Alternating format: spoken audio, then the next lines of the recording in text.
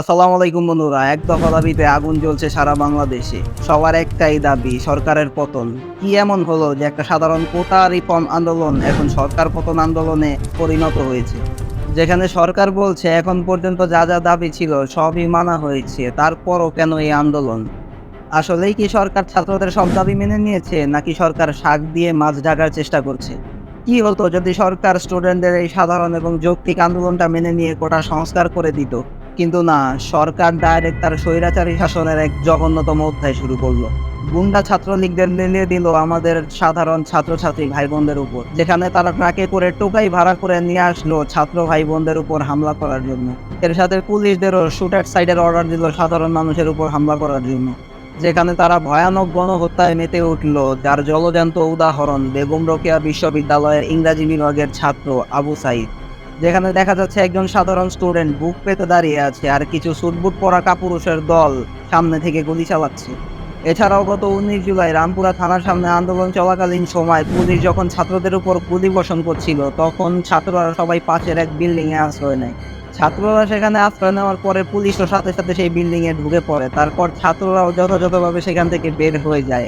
একটা ছাত্র সেখান থেকে বের হতে পারে না। সে একজন ছাত্র সেখান থেকে বের হতে না পেরে 4 তলা বিল্ডিং এর ছাদে গিয়ে আশ্রয় নেয় বাঁচার জন্য। পুলিশ সেখান থেকে তাকে বাঁচাতে পারতো, কিন্তু পুলিশ কি করলো? সোজা পয়েন্ট ব্ল্যাঙ্ক রেঞ্জে গুলি করে হত্যা করলো তাকে। নিজের দেশের পুলিশ যদি মানুষকে এইভাবে হত্যা করে, আর যাই হোক, সেটাকে স্বাধীন দেশ বলা যায় না। আর যখনই মানুষ এই বর্বরতার সাক্ষী হতে শুরু করলো, ঠিক তখনই সরকার মিলিটারি কারফিউ ডিক্লেয়ার করলো, সাথে ইন্টারনেটও বন্ধ করে দিল। যার ফলে সাধারণ মানুষ এই হত্যাযজ্ঞ সম্পর্কে বেখবর ছিল।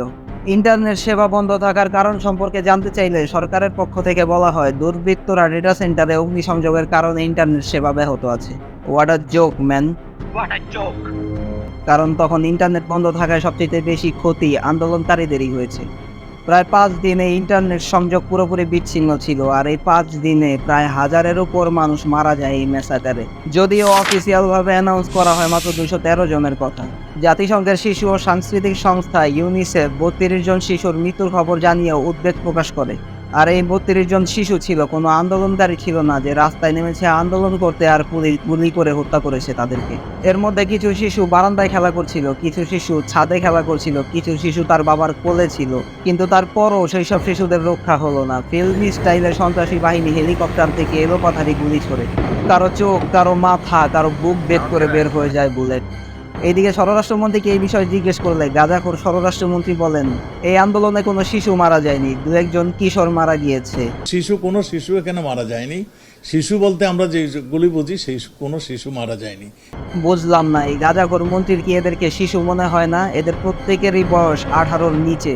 এর মধ্যে কারো কারো বয়স তো 5 থেকে 7 বছর। কি অপরাধ ছিল এই শিশুদের, যার কারণে তাদের এই নরপিশাচ বাহিনীর হাতে মরতে হলো? একটা জিনিস লক্ষ্য করেছেন, যখন 1971 সালে ওয়েস্ট পাকিস্তানের সরকার তার বাহিনী দিয়ে ইস্ট পাকিস্তানের জনগণের উপর জেনোসাইড চালায়, তখন ইস্ট পাকিস্তানেরই কিছু লোক ওয়েস্ট পাকিস্তানের চামচামি করতো, যাদেরকে আমরা রাজাকার বলি। আর 2024-এর বাংলাদেশেও যখন সরকার বাহিনী নিরীহ মানুষের উপর হত্যাযজ্ঞ চালাচ্ছে, তখনও কিছু মানুষ সরকারের চামচামি করছে, ঠিক সেই 1971-এর রাজাকারদের মতো। তারা হয়তো ইতিহাস সম্পর্কে জানে না। ইতিহাস জানলে তারা কিভাবে দেশের জনগণের বিরুদ্ধে দাঁড়ায়। সরকারের একটা কথা মনে রাখা দরকার, অতিরিক্ত শক্তি প্রদর্শন সর্বদাই বিপজ্জনক। শেখ হাসিনা আরো বলে, আজ সারা বিশ্বে বাংলাদেশ মাথা উঁচু করে দাঁড়াতে পারে, কথা বলতে পারে। কিন্তু সারা বিশ্বে মাথা উঁচু করে কি হবে? নিজের দেশেই তো কেউ মাথা উঁচু করে দাঁড়াতে পারে না। যার মাথায় একটু উঁচা হয় তার মাথায় নামানোর জন্য সর্বস্তরে চেষ্টা চলে এই দেশে। অ্যাকচুয়ালি ডিক্টেটরশিপের একটা রুলিং সিস্টেম এটা, যেখানে একজন স্বৈরাচার কাউকে বা কোনো গোষ্ঠীকে নিজের জন্য বিপজ্জনক মনে করে তাকে ক্র্যাকডাউন করা হবে। না হলে ভবিষ্যতে এই স্বৈরাচারের অস্তিত্ব বিলীন হয়ে যেতে পারে। তাই গণহারে হত্যা, গুম, গ্রেপ্তার চালায় একজন স্বৈরাচার। আসিফ মাহতাব, যিনি ব্র্যাক ইউনিভার্সিটির সাবেক শিক্ষক আর একজন ফিলোসফার, যিনি 2020 সালে স্কটল্যান্ডের গ্লাসগো ইউনিভার্সিটি থেকে ফিলোসফির উপর মাস্টার্স কমপ্লিট করে, যার বর্তমানে স্পাইনালে সমস্যা, হাঁটার জন্য বর্তমানে যে লাঠি ব্যবহার করে, তাকে সেতু ভবনে হামলার অভিযোগে গ্রেপ্তার করে পুলিশ। What a joke! কোনো প্রমাণ ছাড়াই যাকে ইচ্ছা তাকে গ্রেপ্তার করছে পুলিশ, আর সরকারের বিরুদ্ধে বললে তো কথাই নেই। আজ বলবেন, কাল আপনাকে খুঁজে পাওয়া যাবে না। এটাই কি সেই স্বাধীন বাংলা? এটাই কি সেই সোনার বাংলা যেখানে আমাদের স্লোগান ছিল মোরা একটি ফুলকে বাঁচাবো বলে যুদ্ধ করি, সেখানে আজ কথা বলাই দায়, যুদ্ধ তো পরের কথা। এখন দেখবেন সরকার জায়গায় জায়গায় গিয়ে বলছে আমি কি এমন ভুল করলাম, ছাত্ররা যা যা দাবি করেছিল সবই তো মানলাম, কেন তাহলে এখন আন্দোলন থামছে না? কারণ এই আন্দোলন মেনে নিতে অনেক দেরি করে ফেলেছে সরকার। দাবি এতদিনে 9 দাবি পর্যন্ত পৌঁছে গেছে। এতদিন না জানি কত তাজা প্রাণ ঝরে গেছে, কত মায়ের কোল খালি হয়েছে, কত বাবা তার সন্তানকে হারিয়ে নিঃস্ব। এত কিছুর পরও ক্ষান্ত হয়নি সরকার। বৈষম্য বিরোধী ছাত্র আন্দোলনের সমন্বয়ক নাহিদ ইসলামকে 19 জুলাই তুলে নিয়ে যায় কিছু সন্ত্রাসীরা।